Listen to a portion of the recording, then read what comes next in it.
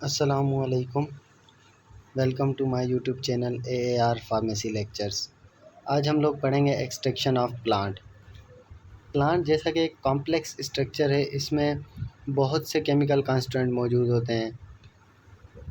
May be hundreds of chemical constituent एक ही plant में मौजूद हो सकते हैं एट अ टाइम। तो इसमें दो तरह के मेजर कॉन्स्टिट्यूएंट हमें मिलते हैं, एक प्राइमरी मेटाबोलाइट्स, दूसरे सेकेंडरी मेटाबोलाइट्स।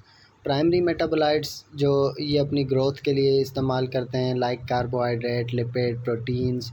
सेकेंडरी मेटाबोलाइट्स जो होंगे वो ये जस्ट जो है लाइफ की मेंटेनेंस के लिए इस्तेमाल करते हैं, लाइक किसी डिज़ीज़ से खुद को प्रिवेंट करने के लिए या इस तरह की चीज़ों में। अब जो सेकेंडरी मेटाबोलाइट्स होते हैं उनके डिफरेंट फंक्शनल ग्रुप्स होते हैं और डिफरेंट जो है पोलैरिटीज़ होती हैं। कॉमनली जो अकरिंग नेचुरल प्रोडक्ट्स हैं वो wax, fatty acid, polyacetylenes, terpenoids, steroid, essential oil, phenolic compounds, alkaloid, glycoside, ये सब के सब हमें प्लांट से मिल रहे होते हैं। अब मुख्तलिफ हम अप्रोच अप्लाई कर सकते हैं किसी भी प्लांट से जो है कॉन्स्टिट्यूएंट को एक्सट्रैक्ट आउट करने के लिए। अब सॉल्वेंट एक्सट्रैक्शन जो प्रोसेसेस हैं उनमें मैसीरेशन हो गया, परकोलेशन, सॉक्सेलेशन, सोनिकेशन, रिफ्लक्स एक्सट्रैक्शन, ये सब के सब मेथड्स हम अप्लाई करके एक्सट्रैक्ट आउट कर सकते हैं प्लांट मटेरियल को। वाटर जो है हमारे पास वो एक यूनिवर्सल सॉल्वेंट है, मींस जब भी हम एक्सट्रैक्शन का प्रोसेस करते हैं तो मोस्ट कॉमन जो यूज़ होता है वो वाटर है, मगर उसके अलावा भी हम मुख्तलिफ़ ऑर्गेनिक सॉल्वेंट्स को यूज़ कर सकते हैं। अब ताकि जो है हमारे पास मुख्तलिफ़ कॉन्स्टिट्यूएंट ज़्यादा से ज़्यादा सॉल्युबल होके निकल के आ जाएँ, जैसे जैसे हम उसकी पोलैरिटी चेंज करेंगे सॉल्वेंट की। प्रिपरेशन ऑफ प्लांट मटेरियल, अब उसका सबसे पहला स्टेप है सिलेक्शन, सेलेक्ट करना कोई भी प्लांट स्पेशी, फिर उस प्लांट का पार्ट सिलेक्ट करना और उसको रेंडमली कलेक्ट करके फिर फाइटोकेमिकल एनालिसिस में लेकर जाना। फाइटोकेमिकल एनालिसिस आप लोगों को पता है, जो मुख्तलिफ़ टेस्ट हम लेबॉर्ट्री में परफॉर्म करते हैं, लाइक ड्रैगन ड्रॉप टेस्ट, इस तरह के मुख्तलिफ़ टेस्ट आप लोगों ने ऑलरेडी किए होंगे।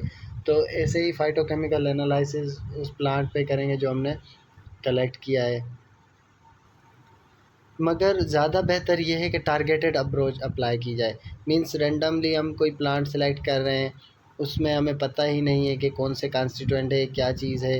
तो उससे ज़्यादा बेहतर ये है कि हम टारगेटेड अप्रोच अप्लाई करें। टारगेटेड अप्रोच का मकसद क्या है कि प्लांट मटेरियल को सिलेक्ट करें किसी जो है ट्रेडिशनल इथनो मेडिसिनल यूज़ की बेसिस पे, मींस ट्रेडिशनली लोग उसको इस बीमारी के लिए या इस जो है काम में ला रहे थे, तो हम उसको उस बेसिस पे सिलेक्ट करें, फिर उस पे जो है फर्दर इन्वेस्टिगेशन स्टार्ट करें, या जो है हम कीमोटेक्सोनॉमिकल डेटा की बेस पर भी स्टार्ट कर सकते हैं। कीमोटेक्सोनॉमिकल डेटा का मकसद ये है कि हमें पता हो कि इसी प्लांट की इस स्पेशी के अंदर ये केमिकल्स मौजूद हैं, तो अब दूसरी स्पेशी भी उसी प्लांट की है तो ये केमिकल्स ज़रूर मौजूद होंगे, तो इस बेसिस पे हम उसमें इन्वेस्टिगेशन स्टार्ट कर सकते हैं। या जो है हम उसकी फार्माकोलॉजिकल एक्टिविटी की बेसिस पर इन्वेस्टिगेशन स्टार्ट कर सकते हैं। हमें पता चल गया कि अब करेले में एंटी डायबिटिक इफ़ेक्ट है, तो हम फिर वही कॉन्स्टिट्यूएंट पकड़ कर काम करना स्टार्ट कर देंगे कि किन कॉन्स्टिट्यूएंट की वजह से इसमें एंटी डायबिटिक इफ़ेक्ट आ रहा है। उसके अलावा भी हम जो है किसी भी नेचुरल प्रोडक्ट्स को, किसी प्लांट फैमिली को या किसी लोकल एरिया के प्लांट को लेकर उस पर इन्वेस्टिगेशन स्टार्ट कर सकते हैं। या कभी कभी कॉम्बिनेशन ऑफ अप्रोचेस भी अप्लाई की जाती है, मींस इतना मेडिसिनल यूज़ भी हमने उसी टाइम पे यूज़ किया, उसका कीमोटेक्सोनॉमिकल जो है क्लासिफिकेशन वो भी यूज़ की, ये सारी की सारी। फिर जो हमारे पास लिटरेचर डेटाबेस होता है वो एज अ प्रिलिमिनरी इंफॉर्मेशन हमारे लिए काम करता है, मींस ऑलरेडी जिन लोगों ने काम किया होगा तो उनका डेटा हम लेकर उससे ही जो ये आइडिया लगा सकते हैं कि इन्होंने इस मेथड के थ्रू प्लांट को एक्सट्रैक्ट किया था, इसके थ्रू आइसोलेट किया था, तो वो चीज़ें हम यूज़ कर सकते हैं एज अ प्रिलिमिनरी इंफॉर्मेशन।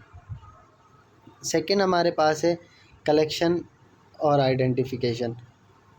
अब पूरा प्लांट या उस प्लांट का पर्टिकुलर पार्ट हम कलेक्ट करेंगे जहाँ भी हमारे मेटाबोलाइट्स मौजूद होंगे।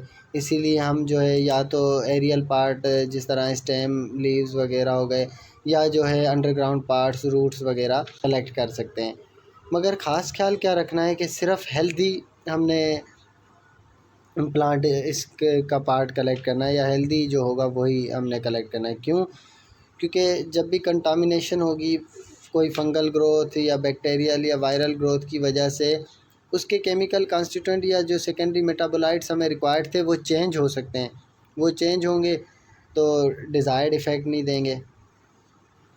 और इसके अलावा भी मुख्तलिफ़ फैक्टर हैं, जैसे एज ऑफ द प्लांट या इन्वायरमेंटल कंडीशन, उनकी वजह से भी केमिकल कॉन्स्टिट्यूएंट चेंज हो जाते हैं। अब अगर टेम्परेचर ज़्यादा या कम है, रेनफॉल का सीज़न है, या डे लाइट की अमाउंट में फ़र्क आ रहा है, उसके अलावा सॉइल कैरेक्टरिस्टिक अगर चेंज हो गए हैं, ठीक है, ये सब के सब जो हैं इन्फ्लुएंस करते हैं उसके केमिकल कॉन्स्टिट्यूएंट्स पर। और इसीलिए ये जो है चैलेंजिंग हो जाता है कि प्रॉपर कलेक्शन करना, प्रॉपर आइडेंटिफिकेशन करना। अब एक इन्होंने मिसाल दी हुई है लियाना की स्पेशी की, जो ग्राउंड लेवल से 60 मीटर अबोव है। अब और दूसरी बात, ये रेन फॉरेस्ट में अवेलेबल है, तो अब इसकी कलेक्शन थोड़ा मुश्किल काम हो जाता है।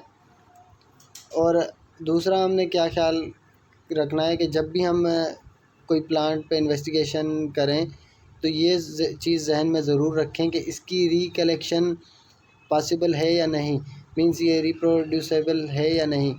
ऐसा है कि आज हमने इस पर रिसर्च स्टार्ट कर दी, इसके बाद हमें पता तो चल गया इसमें ये एक्टिविटी है, दोबारा इसको कलेक्ट करना चाहें वो अवेलेबल ही ना हो, तो हम इन चीज़ों को भी जहन में रखेंगे। उसके अलावा प्लांट की आइडेंटिफिकेशन करेक्ट होनी चाहिए, इस पर भी ज़्यादा से ज़्यादा ध्यान देना है, क्योंकि अगर प्रॉपर जो है आइडेंटिफाई नहीं हो पाएगा तो जाहिर सी बात है केमिकल कॉन्स्टेंट चेंज होने के चांसेस हैं। इसीलिए स्पेशलिस्ट जो टेक्सोनॉमिस्ट हमारे पास मौजूद होते हैं वो जो है डिटेल्ड ऑथेंटिकेशन देगा, मींस वो बताएगा कि ये प्लांट बिल्कुल ठीक है, क्लासिफिकेशन करेगा, उसकी स्पेशी, जीनस, सब कुछ जो है वो देखकर बताएगा। उसके अलावा अब कोई भी फ़ीचर जो है कलेक्शन से रिलेटेड, जैसे प्लांट का नेम, उसका कौन सा पार्ट कलेक्ट किया गया है और कहाँ से कलेक्ट किया और किस तारीख पे कलेक्ट किया, इस सब को हर्बेरियम रिकॉर्ड में रख देते हैं। हर्बेरियम शीट्स सुना होगा, तो हर्बेरियम शीट वाला काम यहाँ पे किया जाएगा। हर्बेरियम एक रिकॉर्ड बना दिया जाएगा जिसमें प्लांट का जो है सैंपल, अगर उसके साथ उसका नाम, पार्ट कौन सा कलेक्ट किया गया, किस तारीख को, कहाँ से कलेक्ट किया गया, वो सारा का सारा ड्राई करके शीट्स के बीच में लगा दिया जाएगा, और ताकि फ्यूचर में कभी भी हमें रिक्वायर्ड हो रेफरेंस के लिए, वो प्लांट का जो है रेफरेंस हम ले सकते हैं। थर्ड लास्ट स्टेप, ड्राइंग और ग्राइंडिंग। अगर प्लांट जो है वोलेटाइल या थर्मोलेबाइल कंस्टिट्यूएंट कैरी करता है, ड्राइंग सबसे पहली बात हम करते क्यों हैं? ड्राइंग इसलिए करते हैं ताकि कोई कंटामिनेशन ना हो, माइक्रोबियल अटैक वगैरह ना हो। दूसरा, उसका वेट रिडक्शन करने के लिए, स्टेबल बनाने के लिए उसको, ठीक है, लॉन्ग टाइम तक, ताकि उसको हम स्टोर कर सकें। अगर एक प्लांट में वोलेटाइल या थर्मोलेबाइल कंपाउंड्स मौजूद हैं तो हम फ्रीज़ ड्राइंग, या जिसको स्नैप फ्रीज़ कहा गया है, वो किया जाएगा। जैसे ही मतलब लेबॉर्ट्री में आया, प्लांट कलेक्ट किया, उसको जेंटली वॉश करेंगे और उससे जो है सॉइल, डस्ट वगैरह जो भी लगी हुई है वो रिमूव करेंगे। फिर जो है फ्रोज़न सैंपल को स्टोर करेंगे फ्रीज़र या फ्रीज़ ड्रायर में, जहाँ पे उसकी लाइफलाइजेशन होगी। फिर उसके बाद उसको जो है मोटर एंड पेसल में लिक्विड नाइट्रोजन की मौजूदगी में ग्राइंड करेंगे, छोटे पार्ट्स में उसको तोड़ेंगे। अब उसके बाद फिर उसकी एक्सट्रैक्शन करेंगे, और एक्सट्रैक्शन के बाद जो है उसको फ्रीज़र में दोबारा से स्टोर कर देंगे, ताकि कोई भी मेटाबोलाइट्स की प्रोफाइल में चेंजेस ना आए। ठीक है, इसके अलावा क्या कह रहा है कि मोर कॉमन क्या प्रैक्टिस है, जो हमारे पास सैंपल हैं उसको जो है ड्राई करने के लिए ट्रेस पर छोड़ दिया जाता है। नॉर्मल रूम टेम्परेचर जो हमारे पास 25 है, और वेंटिलेशन प्रॉपर होनी चाहिए। वहाँ पे कंडीशंस ड्राई होना बहुत ज़रूरी है। क्यों कंडीशन ड्राई होना ज़रूरी है? माइक्रोबियल अटैक ना हो, जिसको माइक्रोबियल फर्मेंटेशन का नाम दिया गया है, या जो है मेटाबोलाइट्स की डिग्रेडेशन ना हो वाटर की वजह से या माइक्रोबियल अटैक की वजह से। प्लांट मटेरियल को जो है छोटे छोटे पार्ट्स में कर दिया जाता है ताकि उसकी होमोजीनियस ड्राइंग हो, प्रॉपर ड्राइंग हो, हर पार्ट तक एयर और जो है टेम्परेचर प्रॉपर पहुँचे तो वो प्रॉपरली ड्राई हो जाए। अब डायरेक्ट जो सनलाइट है उससे प्रोटेक्ट करना होता है। क्यों? ताकि वहाँ पे कोई केमिकल रिएक्शन ना हो जाए या आर्टिफैक्ट फार्मेशन ना हो। आर्टिफैक्ट फार्मेशन का ये है कि आर्टिफिशियल केमिकल्स बन जाते हैं वहाँ पे कोई रिएक्शन की वजह से। अब जब लाइट उस पर अगर डायरेक्टली आके पड़े तो वो उसमें केमिकल चेंजेस ला सकती हैं। और उसके अलावा ड्राइंग प्रोसेस को एक्सीलरेट करने के लिए स्पेशली जो कंट्रीज़ हाई ह्यूमिडिटी वाले हैं, ओवन्स का भी इस्तेमाल किया जाता है। डायरेक्ट ओवन में रख दिया प्लांट मटेरियल और वहाँ पे जो है ड्राई कर लिया जाता है। इसके अलावा ये जो है एंजाइमेटिक रिएक्शन को भी प्रिवेंट करता है, जैसे हाइड्रोलाइसिस हो गया। हाइड्रोलाइसिस पानी की मौजूदगी में होता है। अगर थोड़ा भी मॉइस्चर वहाँ पे मौजूद हुआ तो हाइड्रोलाइसिस के चांसेस थे। अब हमने पानी रिमूव कर दिया तो एंजाइमेटिक रिएक्शन, हाइड्रोलाइसिस होगा ही नहीं। फिर जो ड्राइड हमारे पास प्लांट मटेरियल है ना, उसको हम सील्ड कंटेनर में ड्राई और कूल प्लेस में रखेंगे और ज़्यादा वक्त के लिए उसको स्टोर नहीं करेंगे। हो सकता है कि लॉन्ग टाइम के लिए अगर हम उसकी स्टोरेज कर दें तो वो डिकम्पोज हो जाए। ग्राइंडिंग या जो है फ्रेगमेंट्स में प्लांट को क्यों तोड़ा जाता है? ये प्लांट को हम छोटे छोटे पार्ट्स में इसलिए तोड़ते हैं कि एक्सट्रैक्शन जो है वो ज़्यादा प्रॉपर हो और अच्छी हो सके हमारे पास। क्योंकि अब सैंपल होमोजीनियसली छोटे छोटे पार्ट्स में तोड़ा गया होगा तो उसमें जो है सॉल्वेंट प्रॉपर पूरे में पहुंच जाएगा। जब सॉल्वेंट उसमें प्रॉपर पहुंच जाएगा तो वहाँ पे जो है पेनिट्रेशन अच्छी होगी। सॉल्वेंट की पेनिट्रेशन अच्छी होने की वजह से वो जो है एक्सट्रैक्ट आउट प्रॉपर करेगा। अब मैकेनिकल ग्राइंडर जैसे हैमर या कटिंग मिल्स हैं, उनको भी जो है प्लांट मटेरियल को ब्रेक डाउन करने के लिए इस्तेमाल किया जाता है। अब प्रॉब्लम क्या है ग्राइंडिंग में? कुछ प्लांट मटेरियल जैसे सीड हो गया, ठीक है, और फैट वाले या वोलेटाइल ऑयल वाले, वो जो हैं हमारे पास सीव को क्लॉग कर सकते हैं। मींस जो सीव है जिससे हम उसको गुजार रहे हैं एक्सट्रैक्शन के लिए, फिल्ट्रेशन में या जहाँ भी, वो उसको ब्लॉक कर सकते हैं सीव्स को। और दूसरा जो है हीट भी जनरेट हो सकती है। थर्मोलेबाइल जो मेटाबोलाइट्स हैं उनमें फिर जो है ब्रेक डाउन हो जाएगा। मीन्स जैसे हीट जनरेट हुई वहाँ पे थोड़ी भी एक्सट्रैक्शन की वजह से रगड़ आई, हीट जनरेट हुई, थर्मोलेबाइल मेटाबोलाइट्स उसी टाइम डिग्रेड होना स्टार्ट हो जाएंगे। अब एक्सट्रैक्शन मेथड मुख्तलिफ हमारे पास ऑलरेडी हमने कहा था कि एक्सट्रैक्शन मेथड इस्तेमाल होते हैं ऑर्गेनिक या एक्वस सॉल्वेंट्स को यूज़ करके, या जो है हमारे पास लिक्विड एक्सट्रैक्शन होती है या सॉलिड लिक्विड। अब जो हमारे पास ये सारे मेथड है ना, ये मोस्टली सॉलिड लिक्विड वाले एक्सट्रैक्शन वाले हैं। प्लांट मटेरियल जो है वो सॉल्वेंट में रखा जाता है। प्लांट सॉलिड हो गया और सॉल्वेंट लिक्विड हमारा।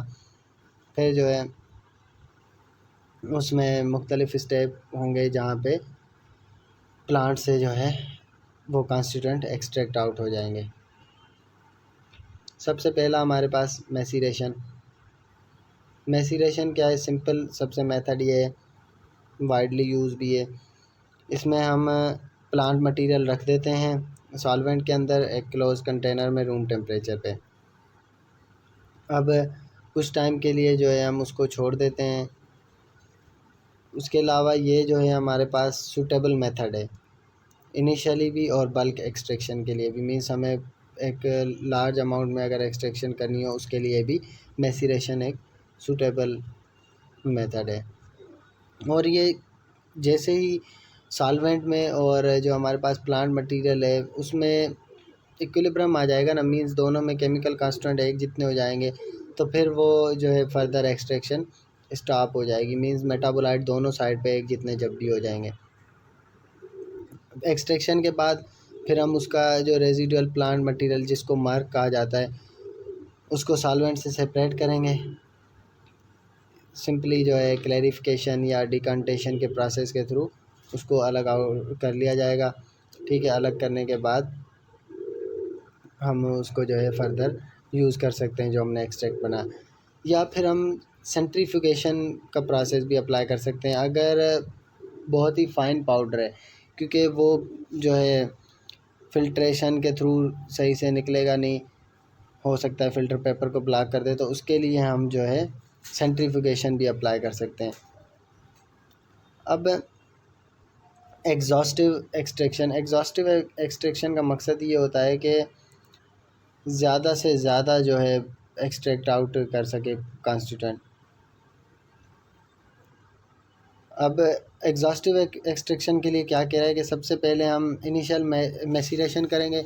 इनिशियल मैसीरेशन के बाद जो है ना उसको क्लैरिफिकेशन करेंगे, मींस उसकी फ़िल्ट्रेशन करेंगे, और फिर दोबारा उसमें फ्रेश सॉल्वेंट ऐड करेंगे मार्क के अंदर, ताकि ज़्यादा से ज़्यादा केमिकल कांस्टेंट निकल सकें।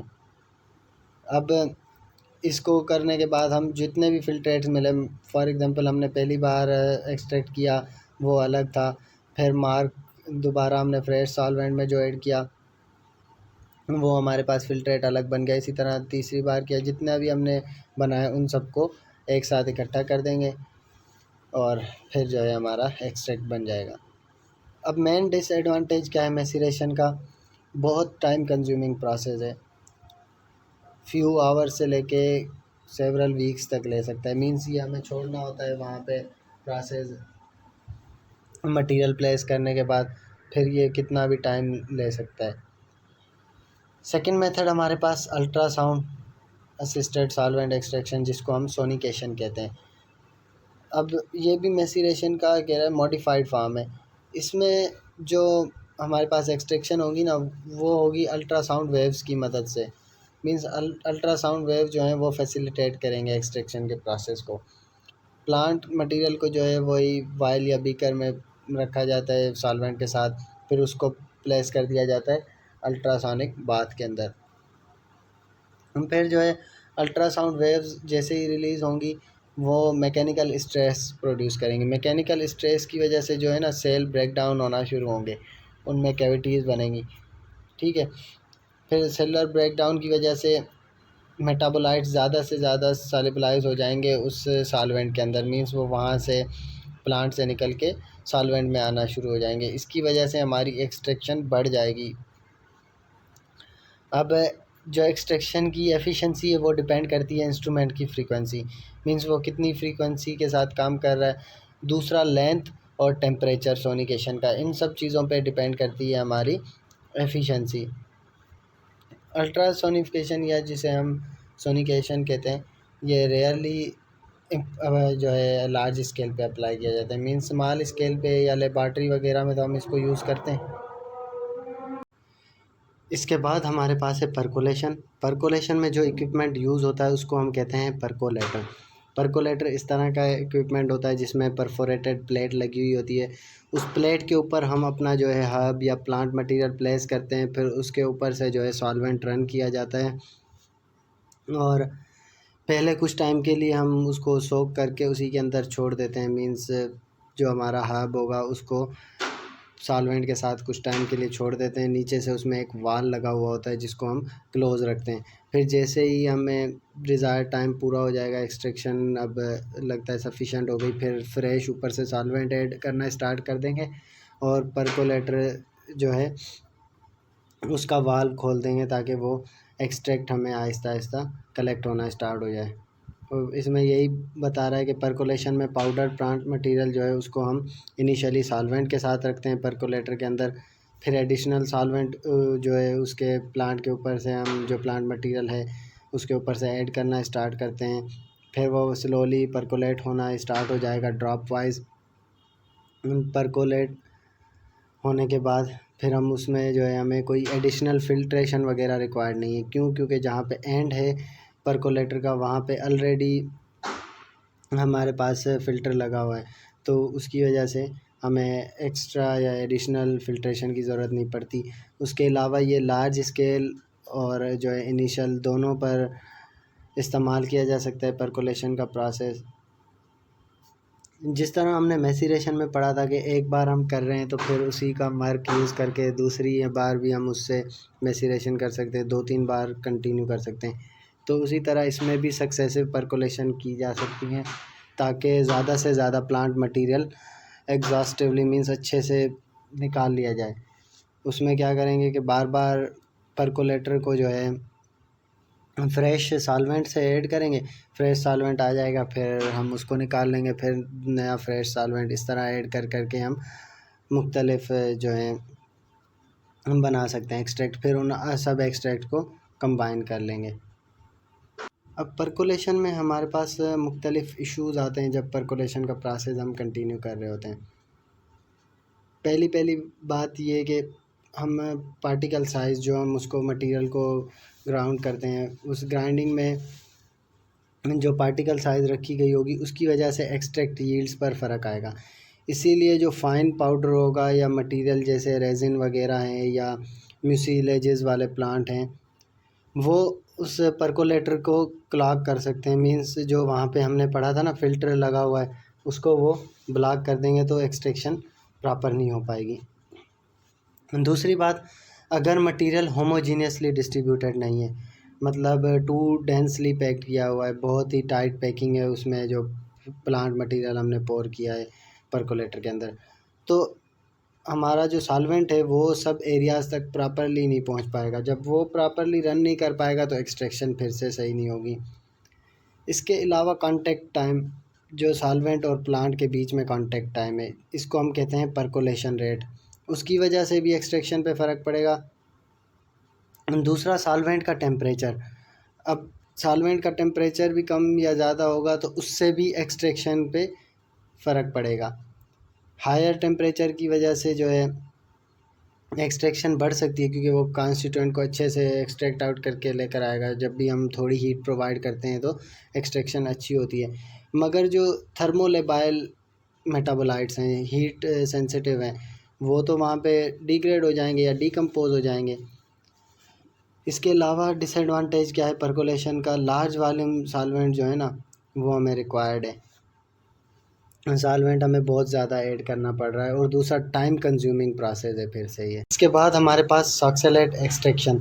सॉक्सेलेट एक्सट्रैक्शन का जो हमारे पास इक्विपमेंट है वो इस तरह होता है। एक फ्लास्क होगा जो जिसमें सॉल्वेंट मौजूद होता है, वो हीटिंग मेंटल के ऊपर मौजूद होता है।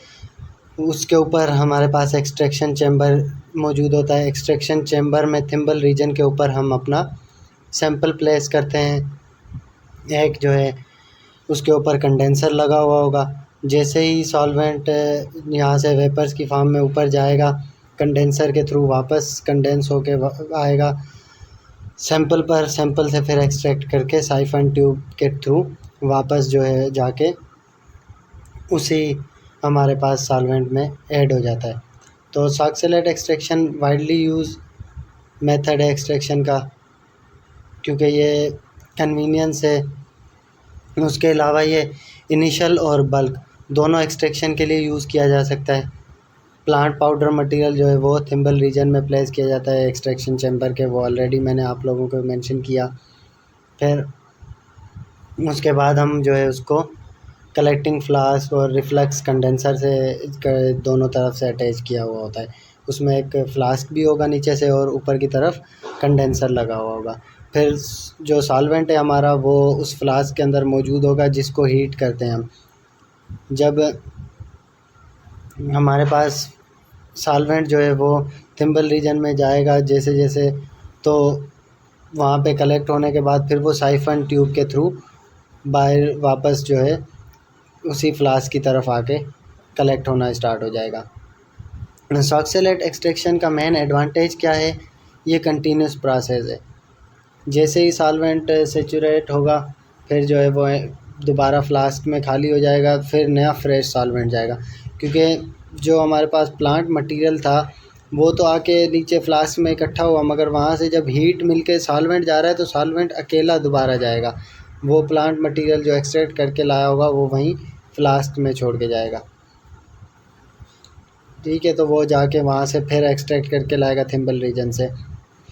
डिसएडवांटेज क्या है कि कांस्टेंट हीट प्रोवाइड कर रहे हैं, और वो भी बॉइलिंग पॉइंट पर सॉल्वेंट की। अब जो हमारे पास वो फ्लास्क था उसको हम कंटिन्यूस हीट दे रहे हैं बॉइलिंग पॉइंट पे, ताकि वो वेपर्स में कन्वर्ट हो, और इसकी वजह से जो थर्मोलेबाइल कंपाउंड्स होंगे ना वो डिकम्पोज होंगे, वो डैमेज होंगे, और आर्टिफैक्ट फॉर्मेशन भी हो सकती है, जो आर्टिफिशियल हमारे पास केमिकल्स बनते हैं।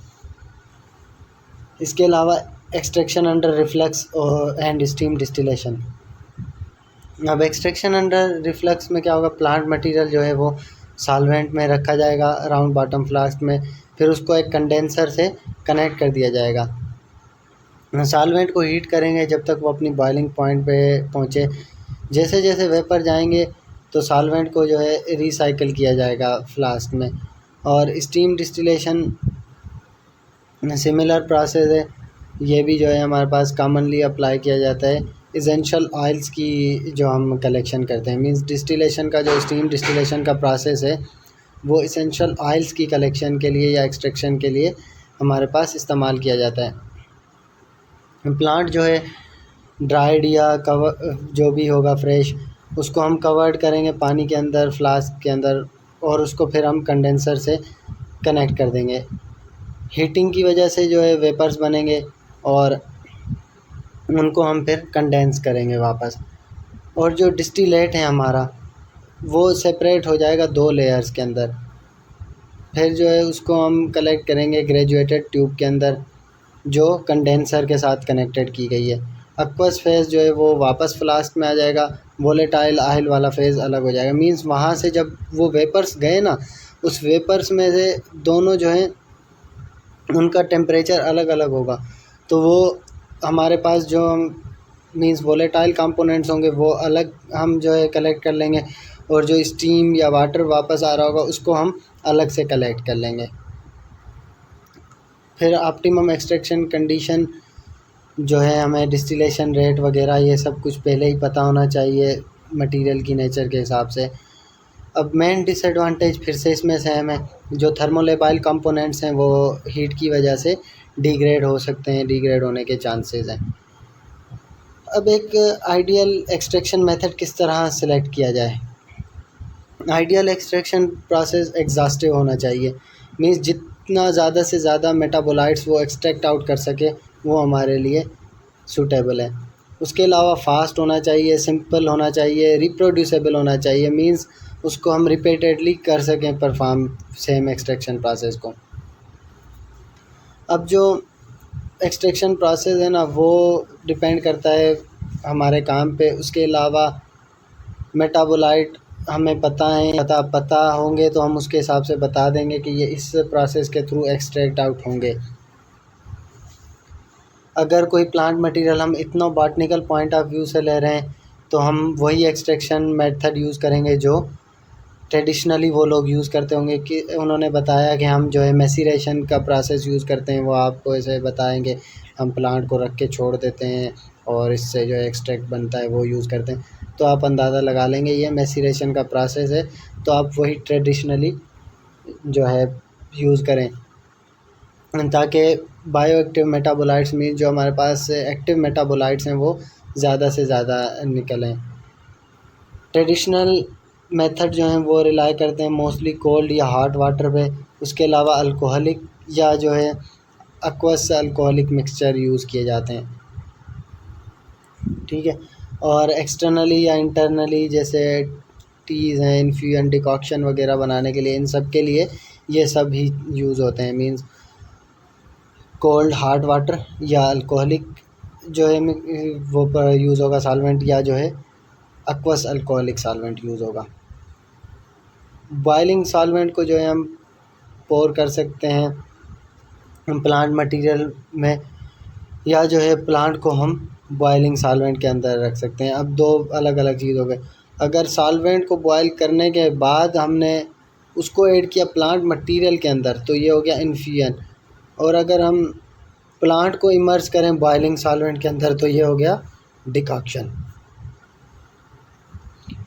अगर प्लांट ऑलरेडी इन्वेस्टिगेटेड है केमिकली और उसका लिटरेचर मौजूद है तो उसको भी हम यूज़ कर सकते हैं एक्सट्रैक्शन मेथड्स के लिए। प्रीवियसली भाई उस पर कौन से एक्सट्रैक्शन मेथड अप्लाई किए गए थे, मगर इससे ये पॉसिबिलिटी हमारी ख़त्म नहीं हो जाती कि हम कोई अल्टरनेटिव मेथड यूज़ करें, क्योंकि जाहिर सी बात है हम कोई और मेथड भी अप्लाई कर सकते हैं, उससे डिफरेंट मेटाबोलाइट्स हमें मिल सकते हैं। अगर फर्स्ट टाइम कोई प्लांट हम इन्वेस्टिगेट करने जा रहे हैं तो इन्फॉर्मेशन कम होगी, तो एक्सट्रैक्शन मेथड हमारी चॉइस पे होगा, मीन्स जो भी इन्वेस्टिगेटर है उसकी मर्ज़ी है जो उसको अप्रोप्रिएट लगे। फिर जो है दूसरी सिलेक्शन किस बेसिस पे करेगा, वो नेचर और अमाउंट ऑफ मटेरियल, एक उसको कितना मटेरियल चाहिए एक्सट्रैक्ट करने के लिए, और दूसरा नेचर क्या है उसके जो मटेरियल की। अगर लार्ज अमाउंट चाहिए तो फिर वो देखेगा कि इनिशियल से बल्क स्केल पर ले जाने के लिए ये मेथड सूटेबल है भी या नहीं, क्योंकि बहुत से मेथड ऐसे हैं जो हमारे पास इनिशियल और बल्क दोनों एक्सट्रैक्शन के लिए यूज़ हो सकते हैं, जिस तरह परकोलेशन की मिसाल थी, मैसीरेशन की थी। मगर कुछ मेथड ऐसे भी होते हैं जो बल्क स्टेज पर यूज़ नहीं किए जा सकते, ठीक है। इसके अलावा हमारे पास जो है एक्सट्रैक्शन प्रोसेस वो इम्प्लाई करता है वाटर मिसिबल या वाटर इमिसिबल सॉल्वेंट। दो तरह के सॉल्वेंट होंगे, या जो है वाटर मिसिबल होंगे या वाटर इमिसिबल सॉल्वेंट होंगे। सॉल्वेंट उसके अलावा जो सिलेक्ट करेंगे उसमें कम से कम पोटेंशियल होना चाहिए आर्टिफैक्ट फार्मेशन का, मींस वो आर्टिफिशियली कोई केमिकल फार्म ना करता हो। टॉक्सिसिटी कम होनी चाहिए, फ्लेमेबिलिटी कम होनी चाहिए, और एक्सप्लोज होने के चांसेस कम होने चाहिए। कुछ केमिकल हमें पता है कि फ़ायर जल्दी कैच करते हैं, तो उस तरह के केमिकल्स को हम अवॉइड करते हैं, सॉल्वेंट्स के एज ए सॉल्वेंट यूज़ ना किया जाए। एडिशनली वो जो है इकोनॉमिकल भी होना चाहिए, इजीली रिसाइकल्ड भी कर सकें हम उसको, मीन्स हम एक्सट्रैक्शन को जो है कंप्लीट करने के बाद उस एक्सट्रैक्ट से सॉल्वेंट को रिसाइकल करके दोबारा यूज़ कर सकें। अब ये सब चीज़ें बल्क एक्सट्रैक्शन के लिए जब हम लार्ज वॉल्यूम्स सॉल्वेंट यूज़ करेंगे तो तब हमें बहुत काम आएंगे। मेन जो सॉल्वेंट्स यूज़ होते हैं एक्सट्रैक्शन के लिए वो एलिफेटिक या क्लोरीनेटेड हाइड्रोकार्बन, ईस्टर अल्कोहल्स वगैरह होते हैं। अब ये मुख्तलिफ हमारे पास पोलैरिटी इंडेक्स है। नॉर्मल हेक्सेन जो है वो ना सबसे जो है ज़्यादा नॉन पोलर है, और जैसे जैसे हम डाउनवर्ड आएंगे तो पोलर शुरू हो जाएंगे। वाटर सबसे ज़्यादा पोलर है। उसके अलावा हमारे पास जो प्लांट है, प्लांट में हमने पढ़ा कि बहुत से कॉन्स्टिट्यूएंट होते हैं, उसको हम सॉल्वेंट के साथ ट्रीट करते हैं तो वो उससे एक्सट्रैक्ट आउट करके निकलेगा, जिसको हम सैंपल एक्सट्रैक्ट कहते हैं। अब कोई भी मिथेनॉल, इथेनॉल या कोई भी सॉल्वेंट यूज़ करके हमने सैंपल एक्सट्रैक्ट बना लिया। उस सैंपल एक्सट्रैक्ट की हम बायोलॉजिकल एक्टिविटी जो है चेक करेंगे, और उसके बाद उसको हम करेंगे फ्रैक्शनेशन। मुख्तलिफ सॉल्वेंट ऐड करेंगे और उसकी फ्रैक्शनेशन करेंगे। वो कॉन्सेप्ट हमने ऑलरेडी पढ़ा हुआ है, लाइक डिज़ाल्व लाइक। इसमें मीन्स जो नॉन पोलर होंगे वो नॉन पोलर की तरफ मूव करेंगे, जो पोलर होंगे वो पोलर की तरफ। तो हम स्टार्ट करेंगे नॉन पोलर से, नॉन पोलर सॉल्वेंट यूज़ करेंगे। कॉन्स्टिट्यूएंट जो जो नॉन पोलर होंगे उस सैंपल एक्सट्रैक्ट में वो उसमें मूव कर जाएंगे। फिर उससे जो है हम नेक्स्ट जो है उससे कम नॉन पोलर यूज़ करेंगे। फिर उससे कम, इस तरह करते करते 3-4 एक्सट्रैक्शन के बाद हम पोलर की तरफ मूव कर जाएंगे। तो सब कॉन्स्टिट्यूएंट इस तरह अलग अलग आ जाएंगे मुख्तलिफ फ्रैक्शंस बना के, polar, non polar, less non polar, इस तरह के जो है हमारे पास मुख्तलिफ फ्रैक्शंस बनेंगे। अब उनमें से कोई एक ऐसा फ्रैक्शन ज़रूर होगा जो हमारे पास मेन होगा, मीन्स जिसमें बायोलॉजिकल एक्टिविटी होगी। फिर उसकी हम बायोलॉजिकल एक्टिविटी चेक करने के बाद उसमें सेपरेशन का प्रोसेस करेंगे क्रोमेटोग्राफी के थ्रू, उससे कंपाउंड आइसोलेट करेंगे। फिर वो आइसोलेटेड कंपाउंड की भी हम बायोलॉजिकल एक्टिविटी चेक करेंगे और उसके बाद उसकी हम NMR के थ्रू, न्यूक्लियर मैग्नेटिक रेजोनेंस के थ्रू स्ट्रक्चर इल्यूसिडेशन करेंगे। मींस उसकी स्ट्रक्चर आइडेंटिफाई करेंगे कि ये कौन सा जो है कंपाउंड है इसमें। फिर डिज़ीज़, अब डिज़ीज़ हमारे पास कोई भी बॉडी में इम्प्रॉपर फंक्शनिंग हो जाए या किसी आर्गन में, किसी भी सिस्टम में, तो उसको हम कहते हैं डिज़ीज़। ड्रग ऐसा सब्सटेंस है जो डायग्नोसिस, ट्रीटमेंट और प्रिवेंशन के लिए यूज़ किया जाता है। अब 3 तरह के ड्रग्स होते हैं, या तो बिल्कुल ही नेचुरल होगा, किसी प्लांट, किसी एनिमल से डायरेक्ट हमें नेचुरल मिला है, या सेमी सिंथेटिक होगा, मींस मिला हमें प्लांट से है, हमने उसमें कोई मॉडिफिकेशन की, उसके बाद यूज़ कर रहे हैं, तो ये सेमी सिंथेटिक। या बिल्कुल ही सिंथेटिक होगा, मुख्तलिफ़ केमिकल रिएक्शंस के थ्रू बनाया गया होगा। अब ड्रग डेवलपमेंट के स्टेजेस क्या हैं? सबसे पहले हमें डिज़ीज़ को आइडेंटिफाई करना होता है कि ये डिज़ीज़ हुई क्यों, कैसे हुई। दूसरा, हमें आइडेंटिफाई करना होता है फार्मास्यूटिकल टारगेट। पहली बात कि ये ओरिजिनेट कहाँ से हुई, डिज़ीज़ फैली कैसे, ठीक है, इसको ट्रीट कैसे कर सकते हैं और किस स्टेज पे हम जो है इसको डिज़ीज़ काजिंग एजेंट को रिमूव कर सकते हैं, और बॉडी में मींस ये कहाँ पे जाके ड्रग टारगेट करेगी। तो इस तरह हमें एक वैलिडेट फार्मास्यूटिकल टारगेट मिल जाता है। फिर हमें लीड मॉलिक्यूल आइडेंटिफाई करना होता है, मींस वो मॉलिक्यूल जिसमें थेराप्यूटिक एक्टिविटी हो, साइड इफ़ेक्ट कम हो, मींस सेफ़ भी हो और थेराप्यूटिकली एक्टिव भी हो। फिर हम उस लीड मॉलिक्यूल को ऑप्टिमाइज़ करते हैं, मींस, और उसको जो है किसी सेमी सिंथेटिक रिएक्शन के थ्रू मैक्सिमम इफ़ेक्ट करेंगे। अगर उसमें कोई टॉक्सिक इफ़ेक्ट ज़्यादा है तो उसको और रिड्यूस करेंगे, उसकी एक्टिविटी को और ज़्यादा बढ़ाएंगे। फिर होता है नेक्स्ट हमारे पास pre clinical trials. Pre clinical trials का मतलब ये होता है कि इंसानों पे जाने से पहले हम टेस्टिंग करें एनिमल्स पर, तो ये हो जाएंगे प्री क्लिनिकल ट्रायल्स। उसके बाद 6th स्टेप में हम करेंगे क्लिनिकल ट्रायल्स, वही जो लीड मॉलिक्यूल है उसको हम इंसानों पर टेस्ट करेंगे। लास्ट में फिर हम उसको भेजेंगे अप्रूवल के लिए FDA या जो भी हमारे पास ऑथराइज ऑर्गेनाइजेशंस होंगी। अब ड्रग के मुख्तलिफ़ टारगेट हो सकते हैं, मे भी कोई सेल हो, मे भी कोई सेल मेम्ब्रेन हो, कोई प्रोटीन हो, कोई एंजाइम हो, किसी एंजाइम को इनहिबिट करने वाली ड्रग हो। जिस तरह हमारे पास कॉक्स इनहिबिटर हैं, साइक्लोऑक्सीजनेज एंजाइम जो है, इसको इनहिबिट करने वाली ड्रग्स पेन किलर के तौर पे यूज़ होती हैं। शुक्रिया वीडियो लेक्चर को सुनने का। इंशाअल्लाह जल्द और वीडियोज़ के साथ आएंगे। फ़र्दर आपको कोई कन्फ्यूजन हो, कोई बात समझ नहीं हो, तो आप मुझसे कांटेक्ट कर सकते हैं ईमेल के थ्रू या व्हाट्सएप के थ्रू।